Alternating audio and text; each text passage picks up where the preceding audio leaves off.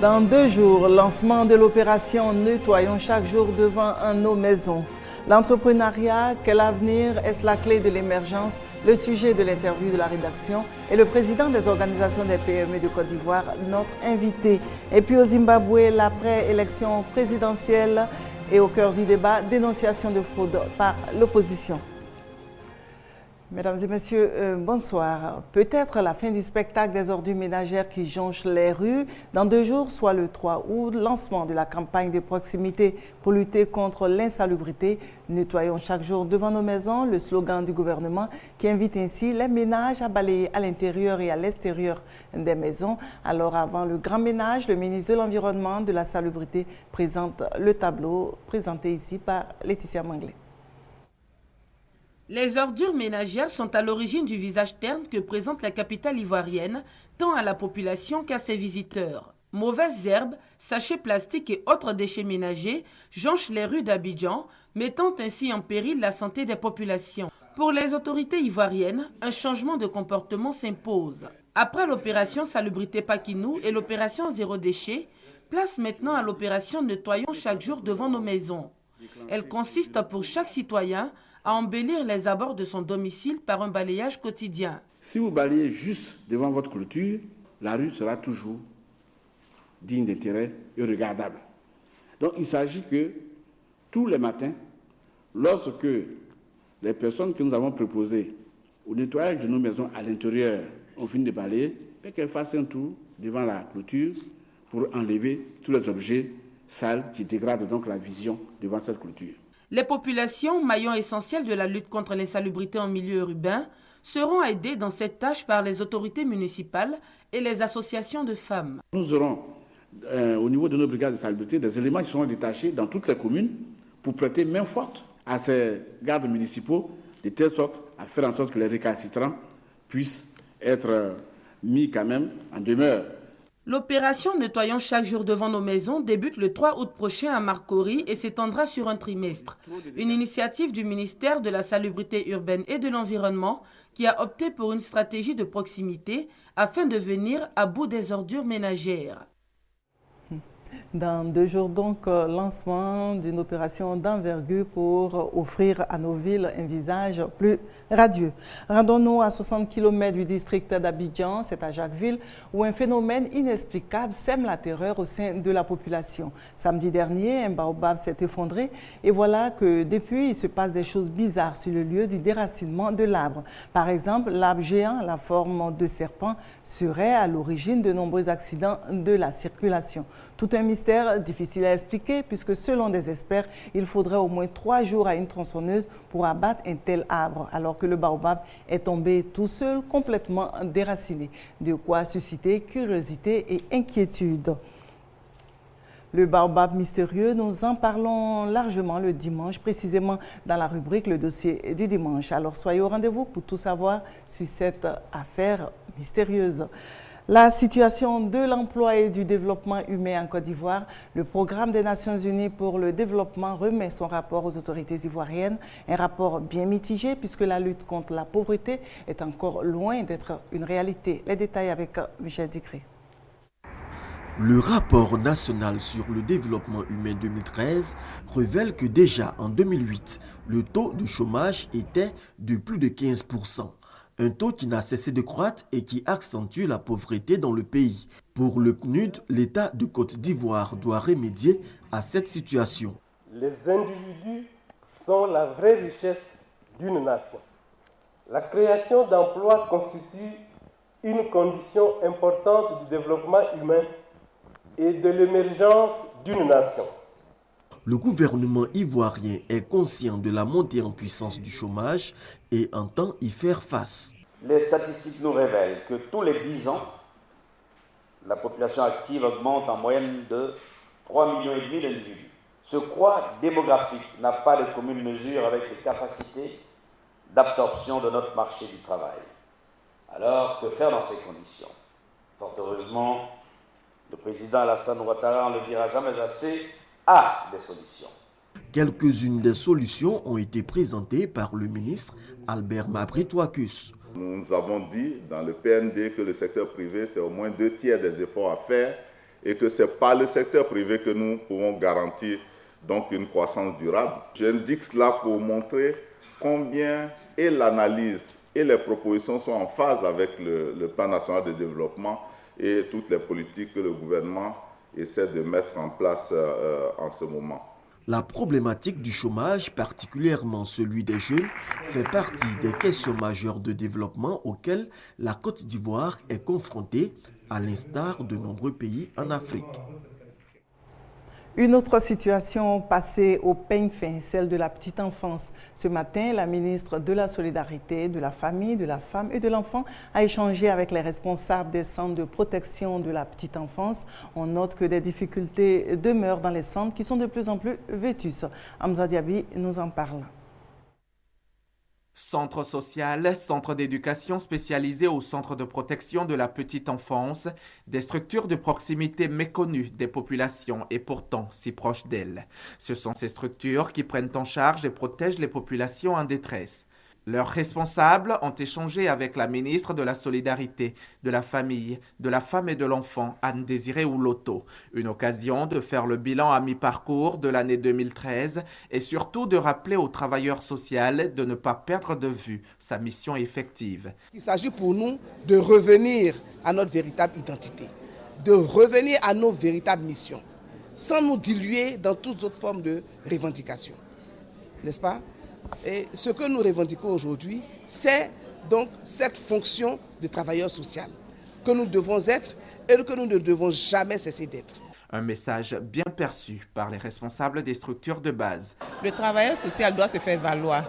Il doit revendiquer sa place au sein de la société. Nous pensons que l'heure a sonné vraiment pour que le travail social puisse faire son travail comme il se doit. Cette rencontre avec les directeurs régionaux et les chefs de complexe a également permis de mettre à nu les difficultés rencontrées sur le terrain. Le but étant d'améliorer le fonctionnement et la gestion des structures sociales de base. Rechercher des solutions aux problèmes par la collaboration, c'est la philosophie de Search for Common Ground. Eh bien, cette organisation a offert des ordinateurs et des enregistreurs numériques audio à la RTI, un don pour permettre à ce média public de poursuivre sa mission de paix et de réconciliation. Aimé Kouadio. 5 ordinateurs et 7 enregistreurs numériques audio.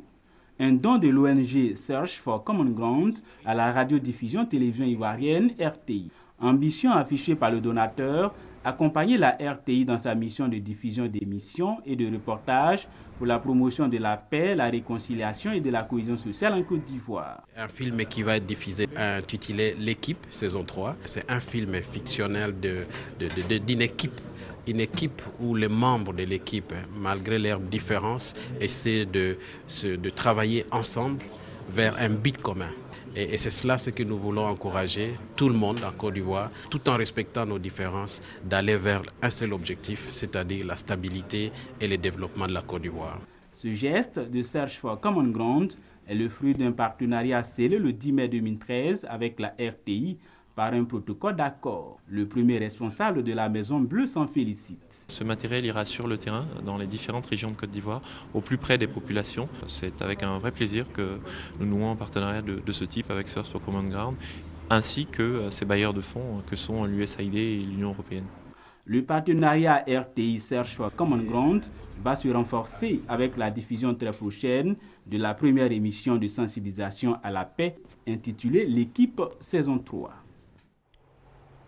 On change de lieu. En République démocratique du Congo, les rebelles du M23 menacés par l'ONU de déposer les armes, sinon recours à la force. Un ultimatum de 48 heures avait été donné. Il expire à 16 h, soit aujourd'hui 20 h GMT. Tout va donc se préciser dans les heures qui viennent, car selon le président du M23, le mouvement ne se sent pas concerné par cet ultimatum. Allons pour le Zimbabwe qui renoue avec ses vieux démons. On a voté hier pour la présidentielle et toujours ce face-à-face Mugabe-Tsvangirai qui se termine par des tensions. Avant même la proclamation des résultats, le camp Mugabe crie victoire et Morgan Tsvangirai crie, lui, à la fraude. Avec ces mots, le scrutin a été une énorme farce. Il est nul et non avenu.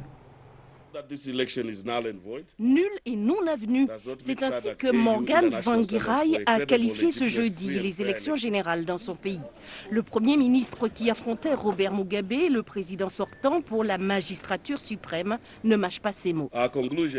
Cette élection a été une énorme farce. La crédibilité du scrutin a été entachée par toute une série de violations administratives et juridiques qui affectent la légitimité des résultats. Cette élection ne répond pas aux normes de la communauté des États d'Afrique australe. C'est honteux qu'elle ne reflète en rien la volonté des électeurs. Peu après sa déclaration, la police anti-émeute a été déployée près du siège du parti de Morgan Tsvangirai. Pourtant, des observateurs nationaux indépendants font la même analyse que lui. Les élections de mercredi n'étaient ni claires, ni transparentes, ni crédibles. Sur la foi de ce que nous avons pu voir, et indépendamment des résultats, la crédibilité des élections générales de 2013 est sérieusement compromise par un effort systématique visant à priver des électeurs urbains de leurs droits électoraux, ce qui concerne près d'1 million d'électeurs. La commission électorale et sa présidente sont pointées du doigt, accusées de rouler pour le camp Mugabe, lequel crie déjà victoire. Victoire à la présidentielle, aux législatives et aux municipales. Pourtant, les quotidiens indépendants de ce jeudi racontent dans le détail la fraude généralisée avant, pendant et après le vote. Du côté de l'Égypte, la tension est toujours vive. Les pro-Morsi ne baissent pas les bras. Ils réclament leur président détenu dans un lieu secret. Alors ils défient sans cesse le gouvernement de transition. Les efforts diplomatiques s'intensifient pour essayer de sortir l'Égypte de l'impasse politique et éviter de nouvelles violences. Après l'Union européenne et l'Union africaine, c'est au tour de l'Allemagne d'envoyer son ministre des Affaires étrangères au Caire. Lors d'une conférence de presse commune avec son homologue égyptien, il a prôné le dialogue avec toutes les forces politiques.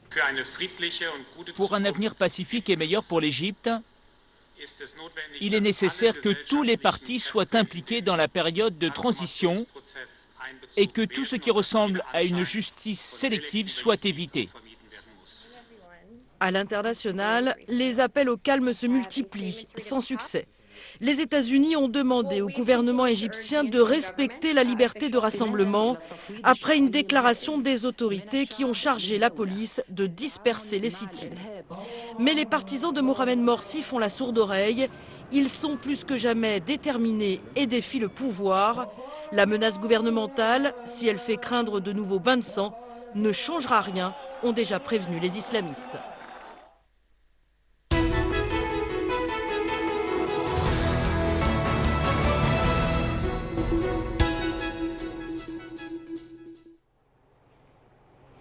Aujourd'hui, entreprendre porte-t-il ses fruits? Est-ce la solution pour relever tous les défis qui freinent la bonne marche du secteur de l'emploi? Et être fonctionnaire dans tout ça, qu'apporte-t-il aux jeunes? Eh bien, nous en parlons dans l'interview de la rédaction. Mais avant, suivons ce reportage de Franck Quadio. C'est devenu presque rituel. Chaque matin, Zéphryl, jeune entrepreneur, fait le tour de ses magasins au marché de Cocody en Grès. Cet étudiant, titulaire d'une maîtrise de droit et carrière d'entreprise, exerce dans le domaine de la friperie. Les sacs à main et les chaussures, une activité débutée à la Criée en 2008. Il était encore jeune étudiant. Nous avons commencé sur le campus. Après le campus, nous avons fait 5 ans au bord de la route. Là. On a été plusieurs fois victimes de saisies et nous avons estimé qu'on ne pouvait pas prospérer dans une telle atmosphère. Et donc, il fallait trouver un magasin. Glo, quant à lui, a préféré il y a 4 ans investir ses économies dans le secteur de la télécommunication. Il ne suffit pas de rester là pour peut-être les concours et autres, mais il faut se prendre en charge pour pouvoir aussi employer les frères aussi qui n'ont pas assez de revenus. Avec lui, une quinzaine de collaborateurs et la gestion des ressources humaines pour ce jeune entrepreneur n'est pas toujours facile. Les salaires et l'impôt à payer, un véritable casse-tête.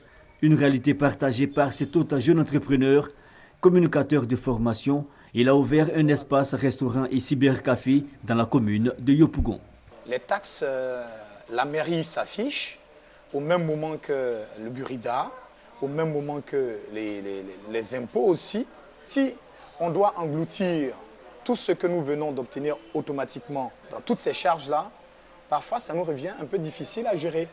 Des difficultés à même de freiner certaines ardeurs. Plusieurs jeunes tentent l'aventure de l'entrepreneuriat, mais la majorité, sans encadrement, y laisse des plumes. La rigueur, le bénéfice, le capital, des notions qui ne s'acquièrent pas toujours avec la seule volonté. La seule volonté ne suffit pas. Merci Franck Kouadio. L'entrepreneuriat est donc la clé de l'émergence. Jérémy Kouadio, président des organisations des petites et moyennes entreprises de Côte d'Ivoire, est notre invité. Bonsoir Monsieur Kouadio. Bonsoir Madame Kadi. Alors pour commencer, dites-nous à quoi ressemble une PME. Merci bien Madame Kadi. Je voudrais d'abord dire merci au directeur général RTI et surtout à l'ensemble du personnel de RTI 2 qui nous donne l'opportunité de parler de notre organisation. En effet, l'organisation des petites et moyennes entreprises de Côte d'Ivoire a été créée le 13 janvier 1993. Le premier président fut M. David Keren, qui a dirigé l'organisation pendant 13 ans. Et depuis le 23 avril 2013, j'ai été porté à la tête de l'organisation de petites et moyennes entreprises de Côte d'Ivoire. Est-ce que vous pouvez nous dire quel rôle joue l'organisation des PME dans l'économie ivoirienne, par exemple? Bien, il faut reconnaître que l'organisation, les PME jouent un rôle prépondérant dans l'économie de Côte d'Ivoire. Les PME représentent 99% des entreprises nationales.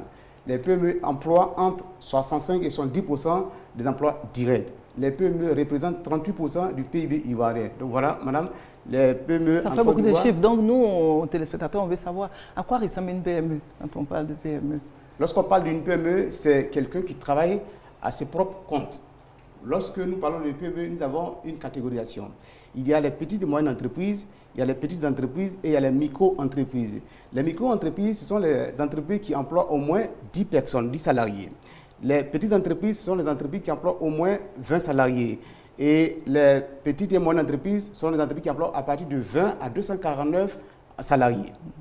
Donc entreprendre peut redynamiser l'économie? Évidemment, évidemment, évidemment. Entreprendre aujourd'hui en Côte d'Ivoire peut booster l'économie ivoirienne. Comme vous le constatez, les États qui ont pris de l'avance sur l'émergence ont compris qu'il fallait entreprendre.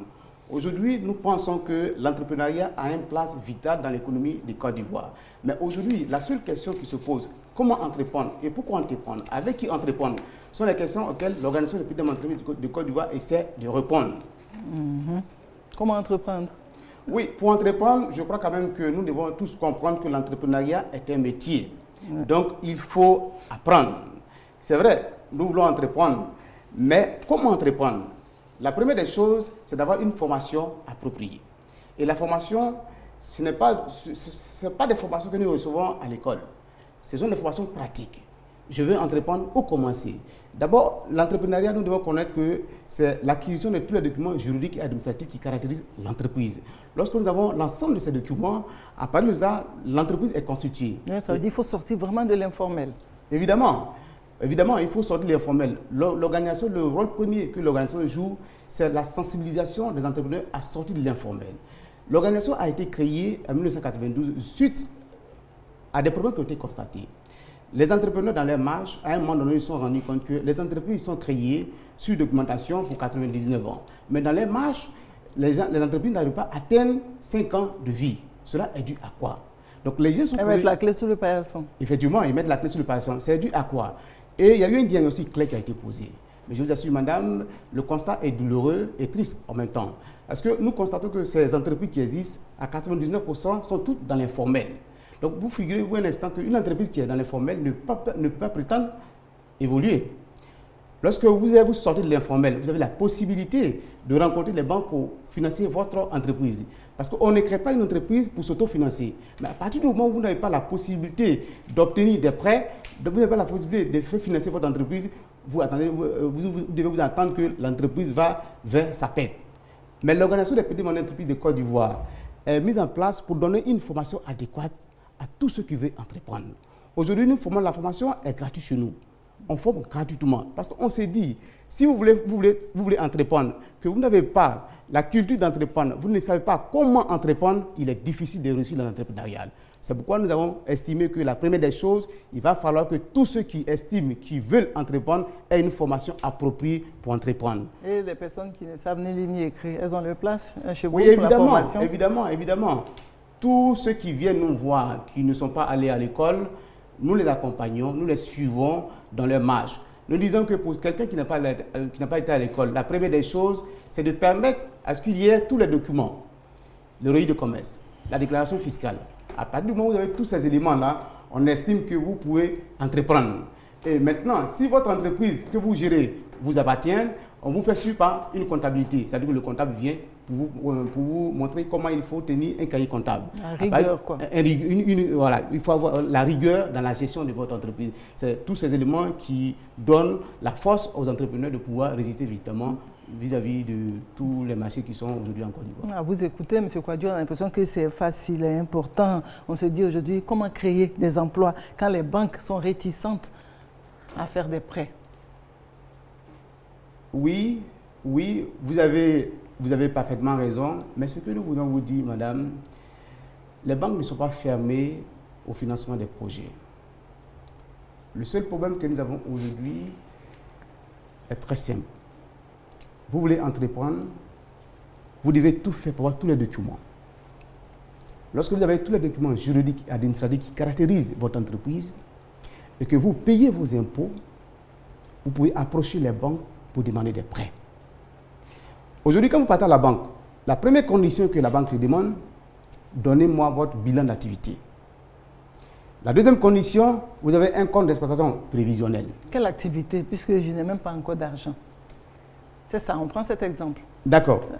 Supposons que vous voulez entreprendre, vous n'avez pas d'argent. Et tous ces papiers juridiques, administratifs que vous demandez là, ont un coût aussi. Oui, ont un coût.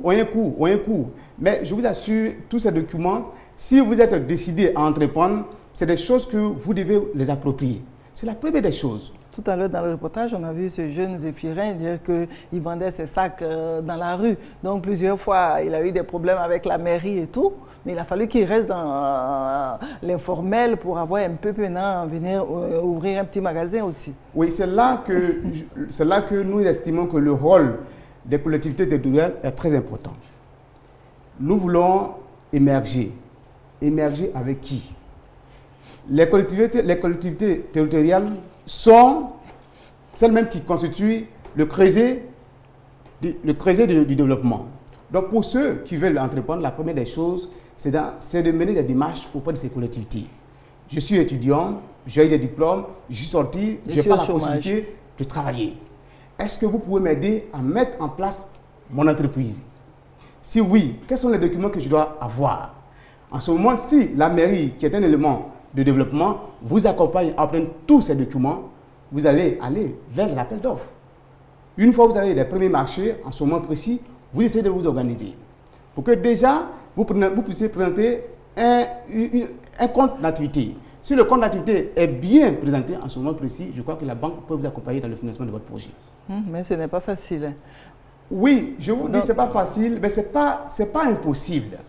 Ce que nous voulons dire à la jeunesse ivoirienne aujourd'hui, nous voulons tous aller vers l'émergence. Nous estimons que l'Europe est développée.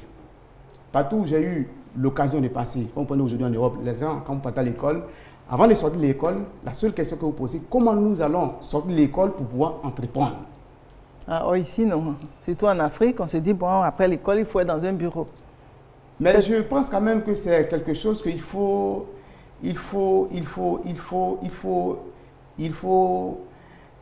ramener les choses à un autre niveau. Nous avons hérité d'un système post-colonial. En son temps, l'administration avait besoin des fonctionnaires. Oui. Lorsque vous partez à l'école, même sur les bancs, on partait vous chercher pour aller travailler. Nous avons des témoignages où on disait que les gens, au moment où ils étaient à l'école, on soit les chercher pour aller travailler. Mais cela est révolu. Aujourd'hui, il va falloir que nous nous mettons au travail. Et seul l'entrepreneuriat peut nous permettre d'atteindre l'objectif de l'émergence. Donc pour nous, si les jeunes veulent entreprendre, c'est facile d'entreprendre. C'est vrai qu'il y a des difficultés à entreprendre parce qu'au niveau des appels d'offres, ce n'est pas ouvert.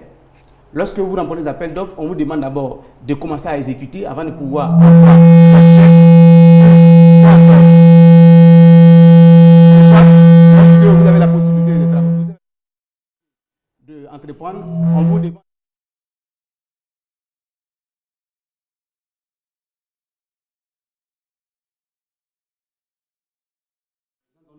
soit une réalité pour tous. Donc avec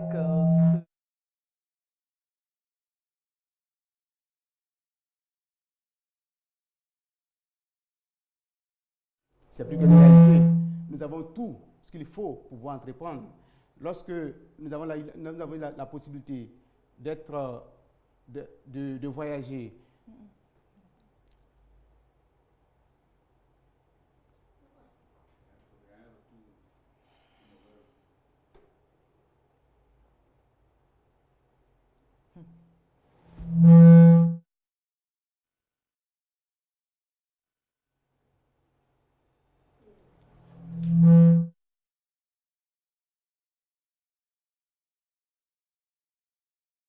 aussi.